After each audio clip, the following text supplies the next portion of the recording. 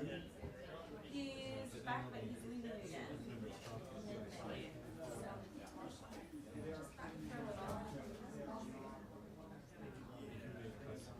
But the process does. Actually, I think they are.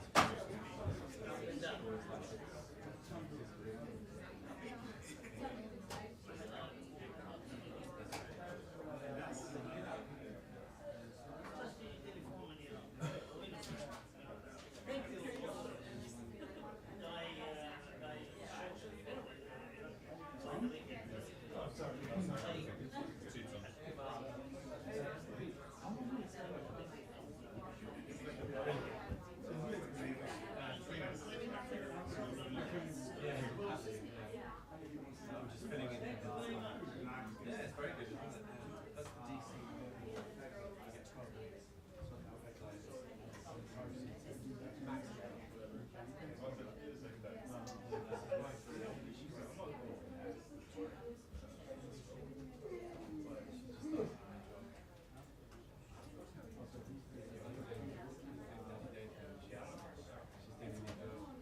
Sounds good.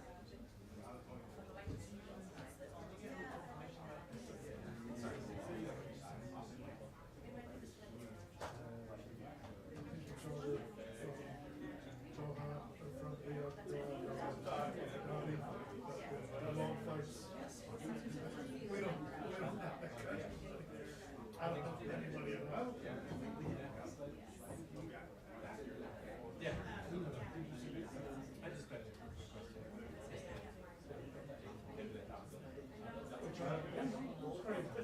That's correct.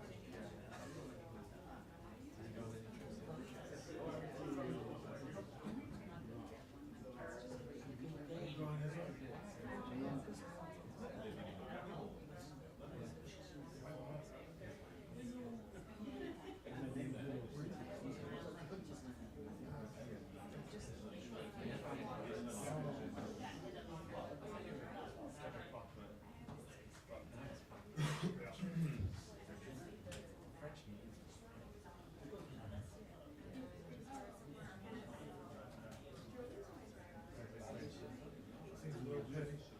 Deal.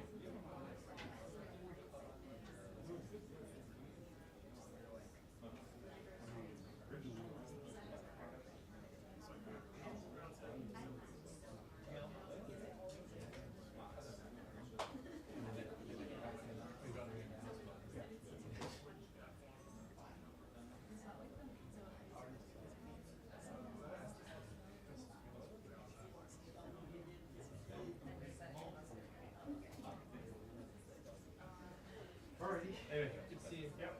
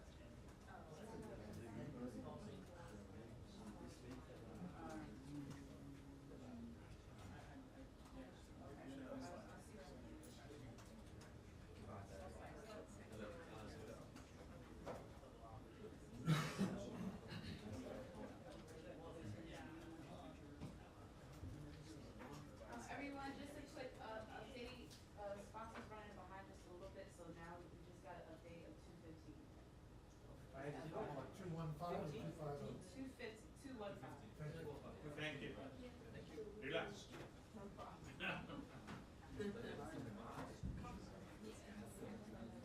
We got a couple cancellations, so you guys should share with us and we'll be able to move up. Not yet. There's gotta be a lot more cancellation.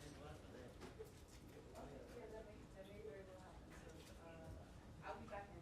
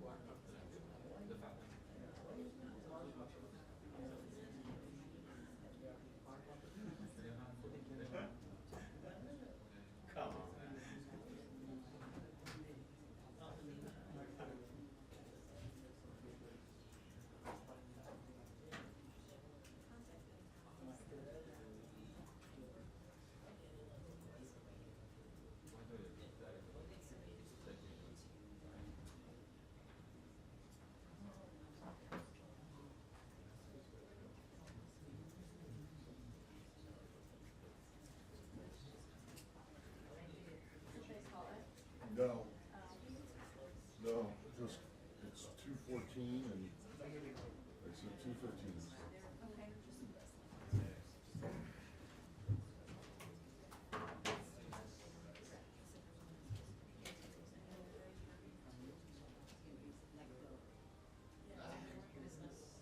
Hello. Hello. I'm sitting in the briefing room right now.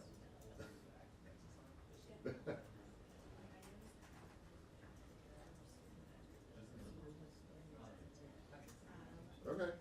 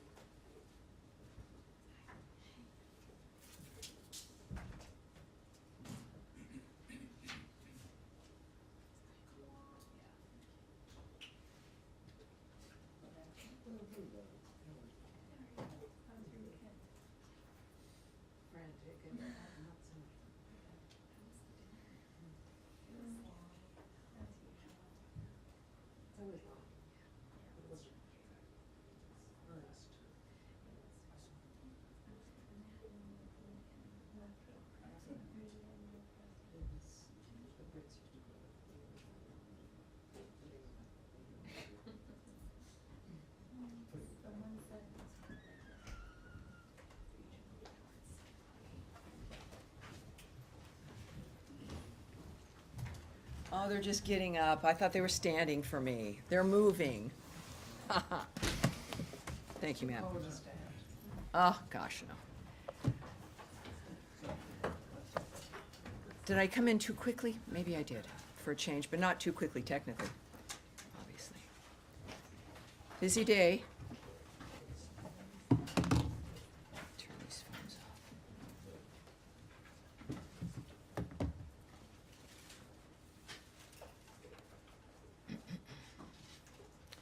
Great. Hi, everyone. Hello.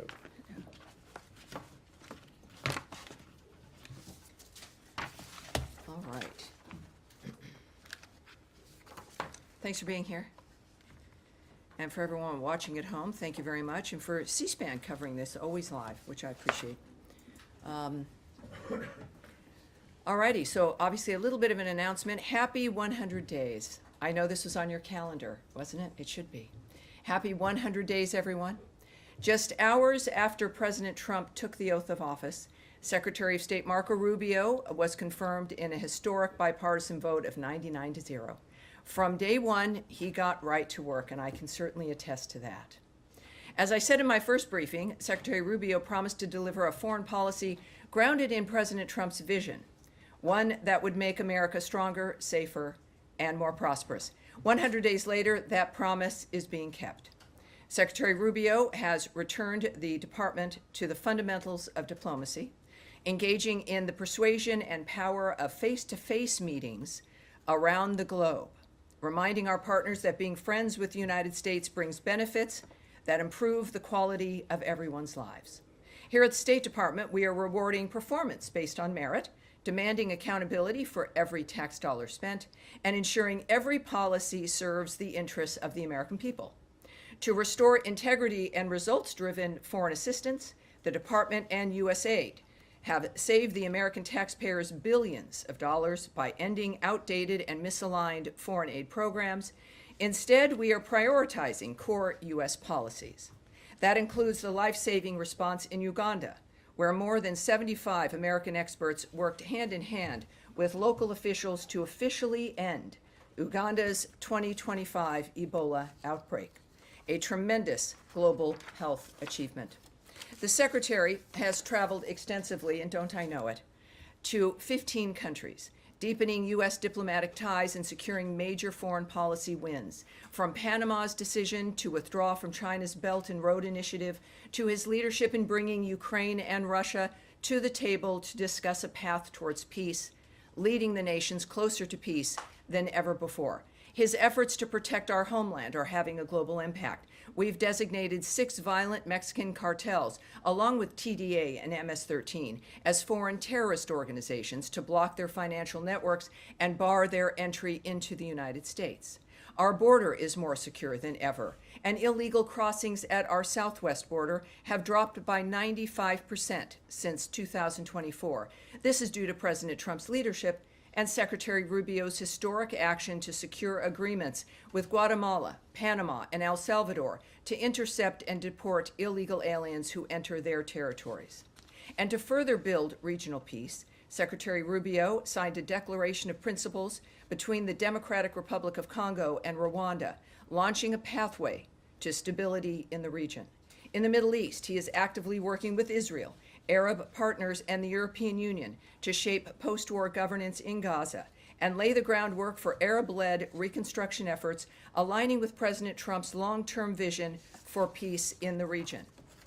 He also has reinforced the United States as the premier strategic partner for Gulf allies, resulting in 2 landmark investment commitments from the United Arab Emirates and Saudi Arabia for technology, defense, and infrastructure.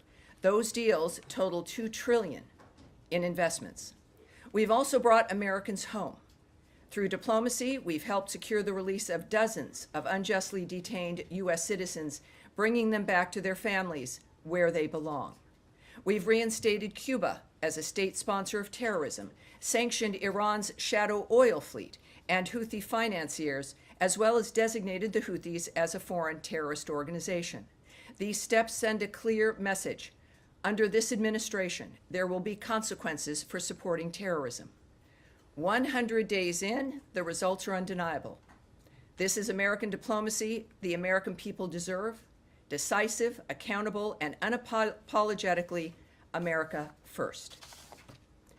And I do believe that you may have some questions. Andrea Mitchell,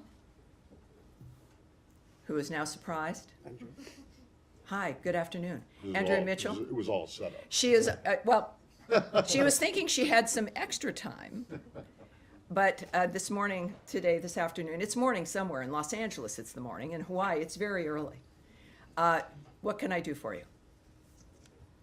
Or should I ask? I will go to Matt Lee first. I'll start. Well, no, I thought you were prepared. Shall we?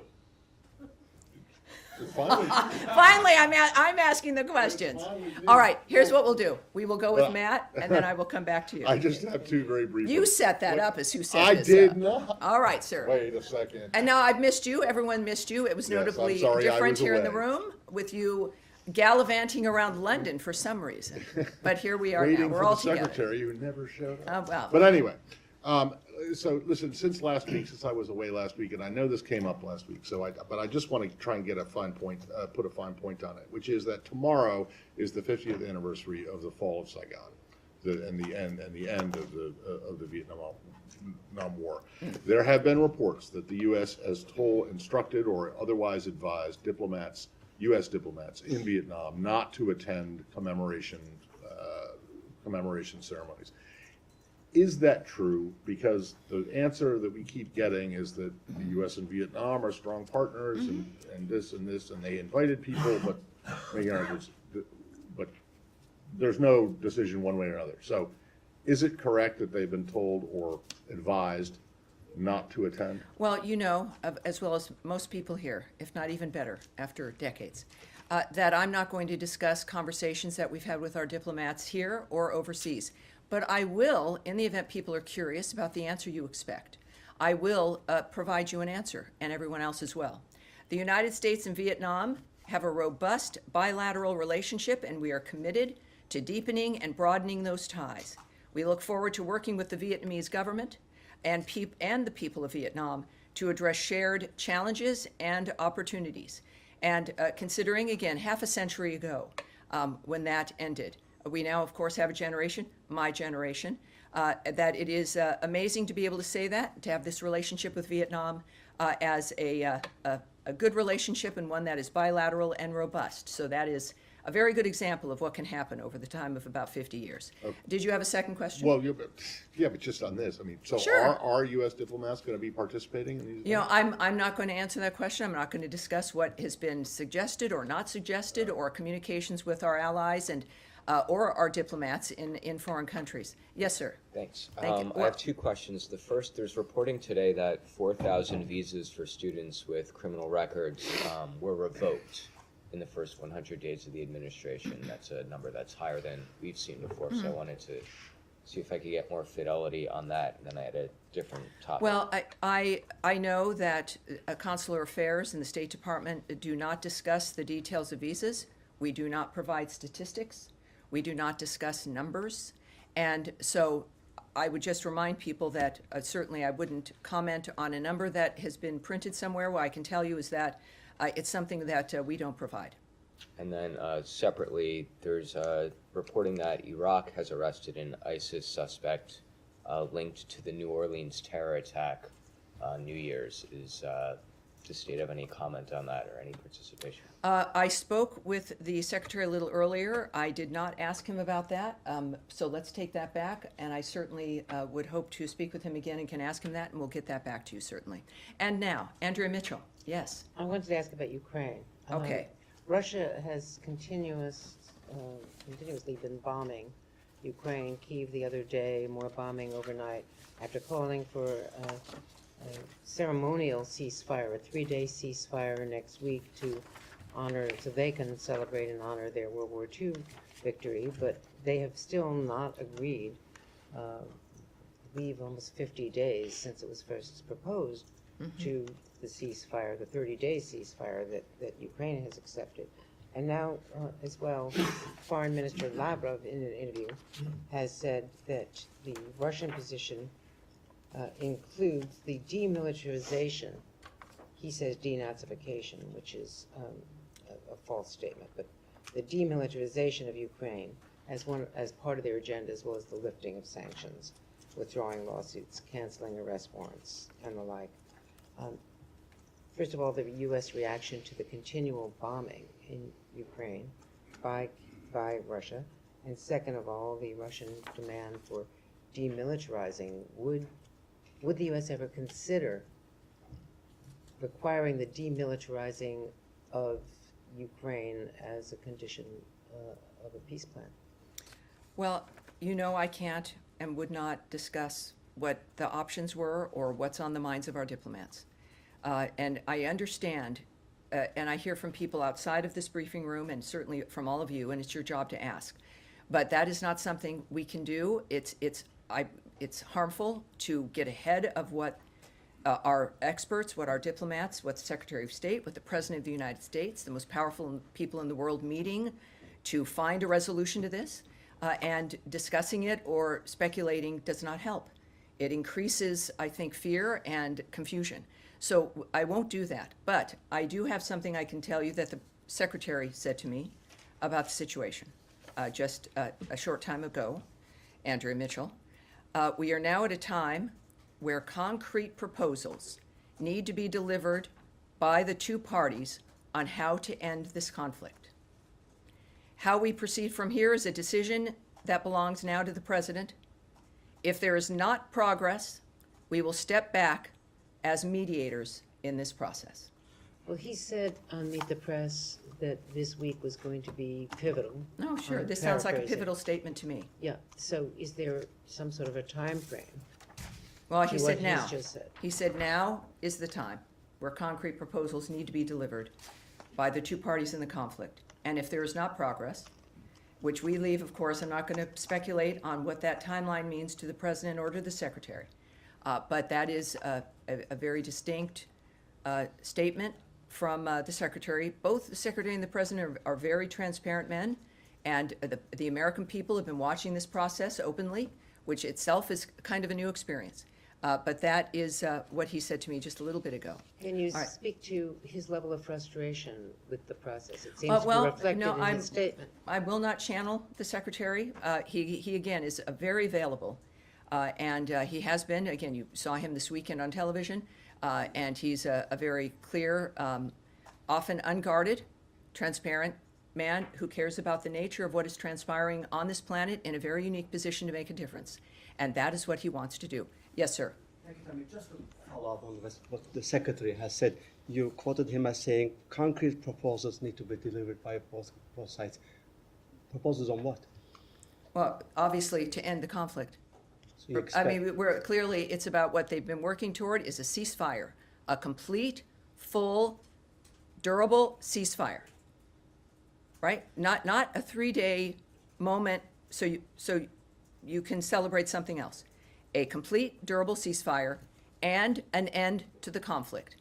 does this mean that the proposals that the United States had on the table, is it off the table now that you're seeking? I'm not going to speculate on what the statement that's been made here means about things that have existed or have been discussed before. It's just what he has said today, and I think it's clear. Fair enough. And my Yeah. second question on North Korea, they acknowledge finally that they apparently have sent their their soldiers to fight for Russia in Ukraine. Does this change your approach, your view to the conflict at all? And any response that you could come up with? Well, we know this is pretty simple. North Korea is not being helpful. They're not being helpful. There are other nations that also are facilitating this carnage.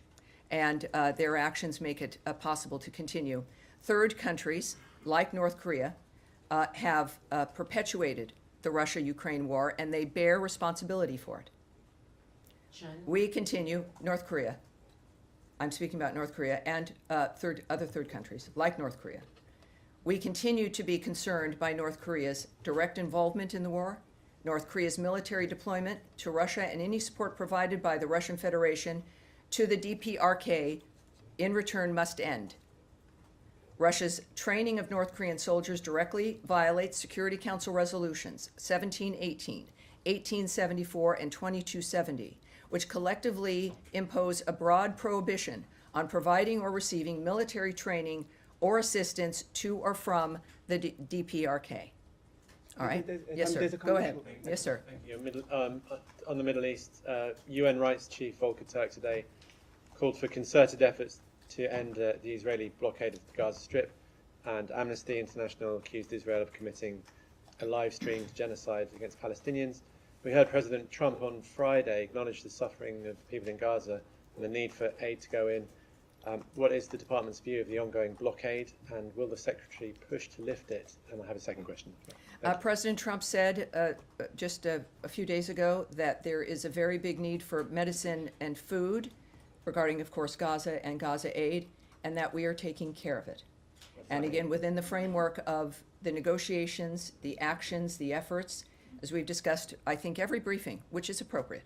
I think the President of the United States making that statement makes clear that actions being considered and taken, and that the President is working on it. So we are taking care of it. How will that translate to actual actions? Well, we'll find out. He's not a slow man. Also, the United States, of course, supports the flow of humanitarian aid with safeguards to ensure assistance is not diverted, looted, or misused by terrorist groups such as Hamas and the Palestinian Islamic Jihad. But for one thing, we certainly, I think I can say generally about the President, is that when he says something, he acts, and he doesn't lollygag. And in this particular case, with both men setting these first 100 days as the hallmark of the nature of where they've both been personally committed, Secretary Rubio and President Trump, it is on peace and ceasefires for both Ukraine and Russia, and certainly in Gaza. His noting what he wants to accomplish in that regard. Again, there's a very big need for medicine, food, and we're taking care of it. So it will not be long, I'm sure, to see the results of his work. There's a second question. Yes, sir. Senator Sanders. Yes, sir. Go ahead, please. Thanks, Tammy. I wanted to move on to a country which is a neighbor, in fact, Canada. Unless mistaken, I haven't seen any official reaction by the White House or the State Department or officials on the election I have one. Victory I have a last night reaction, of yes. Mark Carney Yes, as indeed. the Prime Minister. And he pledged today that a united Canada would confront the President. Well, Your here's what thoughts? we can say about Canada. The United States extends its congratulations to Prime Minister Mark Carney and his party on their win in Canada's recent federal elections. The U.S.-Canada relationship remains one of the most extensive in the world. We look forward to working with Prime Minister Carney's government, particularly on key issues such as trade fairness, combating illegal immigration, halting the flow of fentanyl and other dangerous drugs, and countering the Chinese Communist Party influence in our hemisphere. All right. Yeah, Daphne. Thank you. On Syria, we're reporting that the Syrian foreign minister is set to meet with senior U.S. State Department officials later today in New York. Who will he meet from state, and what will Washington's message be to him on sanctions relief? Well, of course, we know that we can confirm that some representatives of the Syrian interim authorities are in New York for various UN meetings, but you knew that. We continue to assess our Syria policy cautiously and will judge the interim authorities by their actions. We are not normalizing diplomatic relations with Syria at this time, and I can preview nothing for you regarding any meetings. I have no meetings at all to be able to describe or to confirm for you. Okay. Are you have I a have another follow-up? I'll question follow on up. Cuba, but if there's other questions, I'm All sorry. right, go. Go ahead, Cuba. All Okay, right. Cuba today arrested high-profile dissident Jose Daniel Ferrer for violating the terms of his parole just 3 months after releasing him from jail as part of a Vatican-brokered deal with the Biden administration. And Felix Navarro, another high-profile dissident, was also arrested. Does the State Department have any reaction to these arrests? Yes, we do. We strongly condemn the brutal treatment and unjust detention of Cuban patriots Jose Daniel Ferrer and his wife and young son, as well as Felix Navarro and other pro-democracy activists. We call for the immediate release of the hundreds of unjustly detained political prisoners and prisoners of conscience that the Cuban regime holds. All right, now who is somebody in the back? We were following up here. Syria? Yes, please. So go ahead. In the jails in Syria, there are around 9,500 terrorists from ISIS. And I wonder whether the United States is going to ease the sanctions so those terrorists in Syria don't take advantage of the situation there. Also, there was yesterday civil unrest near Damascus. I wonder whether you have any comment on that. Thank you. I cannot comment on the nature of what's happening inside of Syria or the nature of the reaction of our government or of the State Department. I'm sorry about that. Yes, sir. Spain and Portugal suffered yesterday a massive blackout. Has the United States provided any support to them, and does it have any information of what were the causes? Well, Even a yeah, sabotage we're all or- curious about that. It was kind of terrifying to see for all of our friends in Spain and Portugal. One thing I can tell you, of interest, of course, also to the State Department, is that there was no impact on the operation of our missions in Spain or Portugal. Electricity was fully restored to our missions as of this morning. And at this point, I could just refer you to the governments of Portugal and Spain for further information about what has happened. I know they're looking into it, obviously, but at this point, I have nothing further. All right. Yes? Thank you, Tammy. Following up on your comments from Secretary Rubio on the Ukraine proposals, our understanding is Ukraine and the Europeans have presented a counter proposal to what was put on the table by the United States. Should we take this as a rejection of their counter proposal? I think you should take it as what the Secretary meant, which is that what is happening now is that what we expect from them are concrete proposals on how to end this situation. So that's his statement. I would not. 15% for 1 year and just 10% for another. It's a little bit. And it has to do, that's only the percentage of parts on the car. So it's a little bit of help for people that will be doing a great job. And these are all people, for the most part, that are building plants and will be working here. So it's a little transition.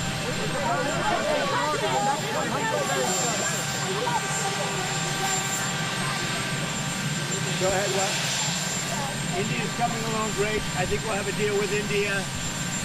The Prime Minister, as you know, was here 3 weeks ago, and they want to make a deal. We'll see what happens. Thank you. Thank